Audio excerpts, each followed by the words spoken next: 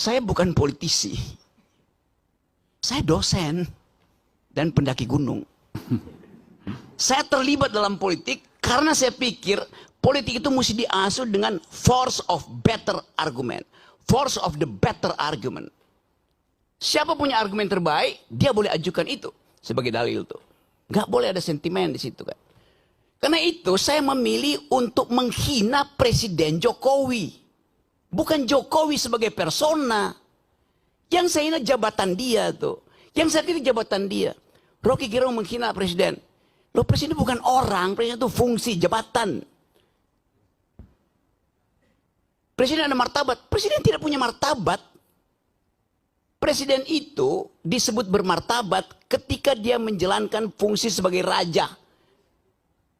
Karena tubuh publiknya menyatu dengan tubuh privat. Martabat itu hanya ada pada orang berikan, itu disebut human dignity.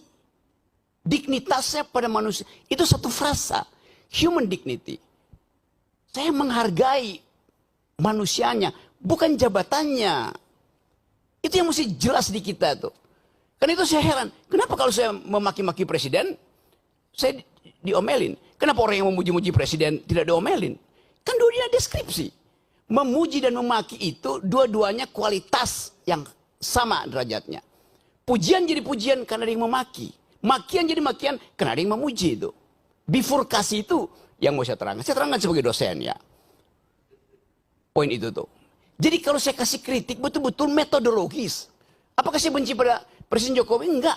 Kaisang menikah. Saya diundang oleh keluarga Jokowi. Di mana Anies telepon dari Jogja. Rok, lu di mana Rok? Kenapa? Gue ini udah 3 jam nggak bisa ketemuin Jokowi itu. Karena mesti ngantri. Gue bilang gue diundang malam hari ya. Bisa langsung masuk tuh. Nggak ada problem. Gibran datang ke rumah saya. Om Rocky saya mau belajar. Duduk di situ lu gue kalau mau belajar tuh. Kasih saya kritik Om Rocky.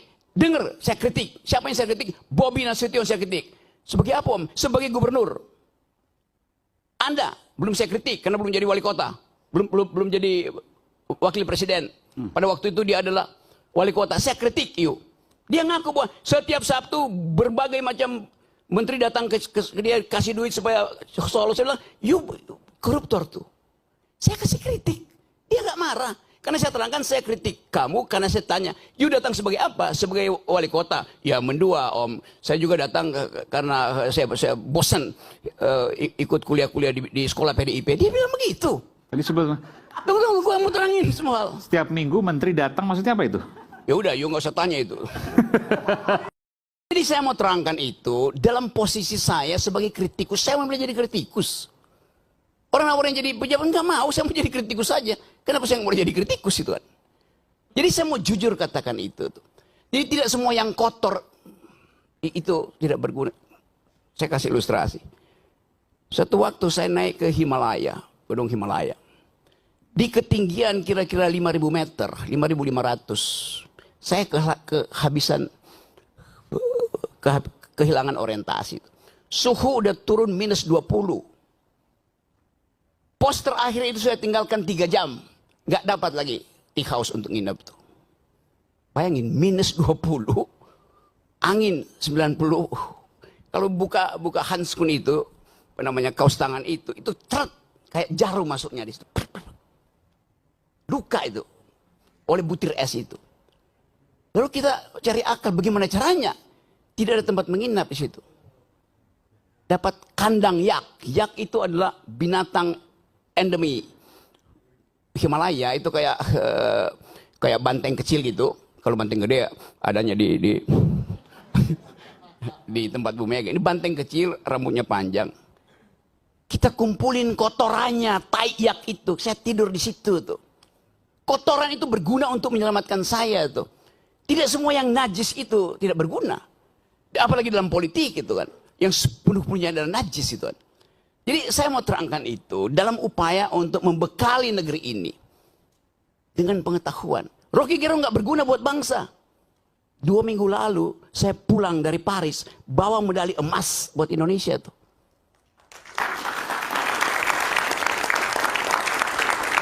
Apa dibiayai oleh negara? Tidak ada dibiayai oleh negara. Kita cari uang sendiri itu.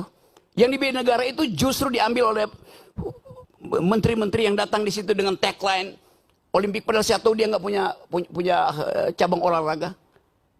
Lalu saya puji Jokowi dari situ.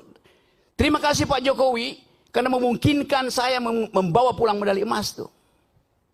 Saya dibully di sini. Ngapain lu puji-puji Jokowi, Rok? Kulang sorry ya. Dia presiden saya ketika saya ada di luar negeri yang menang Indonesia. Saya ikut upacara bendera. Kenapa saya nggak mau bilang terima kasih pada Jokowi? Kan itu yang kita sebut value, kejujuran dalam berpolitik, gitu kan. Saya nggak punya hal, nggak punya masalah lain dengan pemerintah. Saya punya masalah dengan kebijakan yang mereka buat. Yang sebut kebijakannya itu dungu. Buktikannya sebaliknya kan. Bahkan saya bilang pada waktu itu, Jokowi sebagai presiden adalah bajingan tolol. Satu, PDIP marahin saya, dilaporin ke polisi. Saya kasih kuliah di Jogja, saya dilemparin botol di kepala saya tuh. Saya bilang, kenapa kalian marah? Saya cuma terangkan itu supaya kalian tahu bahwa yang saya kritik kebijakannya presiden, bukan Jokowinya ansih. As a person, nggak ada urusan saya dengan. Saya berbaik-baik dengan Pak Jokowi sebagai manusia, dengan Pak Prabowo, dengan Pak SBY segala macam tuh. Zaman SBY saya paling keras kritik beliau tuh. Sekarang tiap minggu saya diskusi tentang politik global dengan SBY, nggak ada soal. Jadi saya mau pisahkan antara mental seorang yang mampu untuk memisahkan pengetahuan dia tentang kebijakan dan penghormatan dia pada persona. Itu dasarnya tuh. Jadi sekali lagi, saya tetap akan kasih kritik. Apapun itu hak saya. Dan tidak mungkin saya dipidana kalau saya caci maki Jokowi atau saya muji Jokowi. Pasal itu nggak ada lagi. Tidak ada pasal penghinaan presiden. Udah hilang. Siapa yang hilangin? Saya berjuang dari zaman 98 di LBH untuk hilangkan pasal itu. Jadi kalau tanya kenapa Anda caci maki? Pasal itu nggak ada. Kenapa saya yang kita di LBH Buyung Nasution. Saya penasihat ahli Buyung Nasution dalam soal-soal untuk membereskan demokrasi kita. Jadi dari 98 saya tahu akal pikiran tentang perubahan konstitusi itu. Anda caci maki aja. Nggak akan Anda dipidana tuh. Karena rakyat Indonesia melalui ketetapan MPR mengerti bahwa presiden itu bukan orang. Dia fungsi. Dia jabatan publik. Tidak boleh dilekatkan pada dia prinsip-prinsip pada hukum pidana. Nggak bisa. Yang tidak boleh kita caci maki adalah manusia di dalam keadaan pertemanan atau Anda kenal. Orang yang nggak kenal Anda caci maki, dia nggak bakal tersinggung. Demikian juga dalam perdebatan. Debat itu adalah kemampuan untuk mengolah argumentasi itu. Itu aja. Sebagai dosen, saya mengajar dari S1 sampai S3. Ayo bayangin coba.